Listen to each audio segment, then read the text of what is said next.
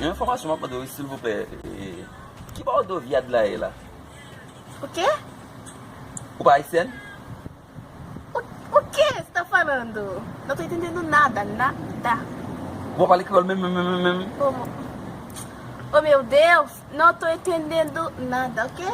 E pourtant, moi, sobre o haïtien, oui. O quê? Alors, le problème, c'est le fait de venir dans le pays, mais nous ne pas parler l'anglais, besoin d'informations, pas qu'à joindre. Madame, dans la rue, j'ai un grand goût là, j'ai un restaurant, j'ai un millier à cela, je manger là-dedans. Não conheço que tu foi lá, não calme não? C'est pas vrai? Hein, c'est haïtien?